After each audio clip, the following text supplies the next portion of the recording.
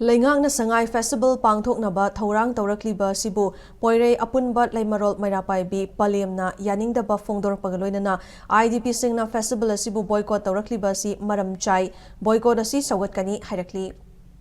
Sangai Festival pangthokpiganu haina IDP sing amadi tongan balup singna lauzarabasu laingaki maikaidigi festival asi pangthoknaba sem sabagi thaba khumang yangna changsilli laingaki tourism department sinduna pangthokadaba festival asigi man venue oigadoriba hapta kangjebungda stall sing sem saba yauna thaba kaya ngasidagi paikhatpa hokrai hiramasi matangda paudam ama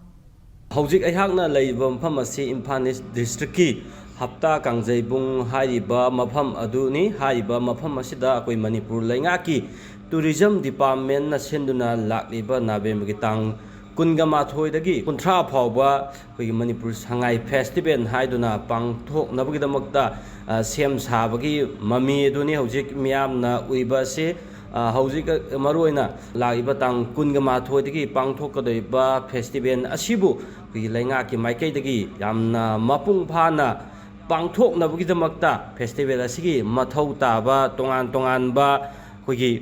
stall sing sem sabagi mami duni hojik miyamna uiba si maroina koi tongan ba stall sing sembagi mathakta main venue oiba hapta kangjebungi manung amasung mapangi tongan ba mafam singda hojik se masing yamlaba machine amadi labor sing sisinaduna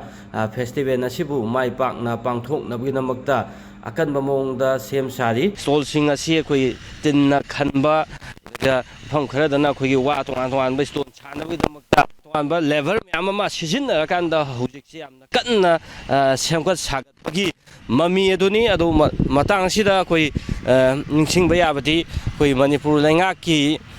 tourism department na sinduna pangthokadoriba koigi Sangai festival asi pangthokpa yaroi haibagi adumba tongan ba wafam sing leiri maruoina koigi kumjali singani kunga humdogi me ahumdagi state asida thoiba irang asina maram orakanda masagi mayumda hanjinba ngamdan leiba tongan ba IDP sing haibadi koi more chusampu wa Imphal district ki ikawrom gi side ado modbung kangpokpi district ki tongan ba mafam sing dagi lakpa hujik Manipur gi tongan ba relief camp da leiba koigi IDP sing gi maikei dagi makoi masagi mayumda hanjin handi phawba haiba Manipur Sangai festival asi pangthok biganu haiba wafam sing leiri aduga haiba IDP sing asigi kholao sida koigi Manipur gi tongan ba CSO sing maruina kokomi amati kokomi ga chatminariba tongan ba CSO sing ago mahairoi lup sing gi maikei dagi haiba koi Sangai festival asi boycott tawgani haiba wafam kya ama lauthokpa leibani aduna haiba tongan ba IDP sing amati tongan ba lup sing asigi athingba marak haibadi boycott ago yaningda phongdokpa kayagi asigi marakta hojik laingaki maikei dagi haiba Sangai festival asi pangthoknabgidamakta akan mamongda sem sabagi thabak aduna haiba akogi miyama maruoina tongan ba CSO singgi maikei dagi aduga IDP sing maikei dagi thamaiba thingba aduga tongan ba boycott asigi marakta laingakna koi pangthoknaba honariba koi Sangai festival asina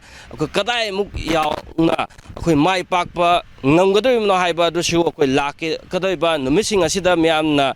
koi ngai minaba ama mathau tari duga koi impact news ki maikei dagi su hujik paikhaliba koi Sangai festival ga mai nana koi laingaki maikei dagi paikhaliba tongan ba koi matang gi ba bagdam sing impact news ki news bulletin sing da pudun laksage hujik ki ona de camera person el kabi ga loina na miyam da bagdam jari ba isai lamu musu hapta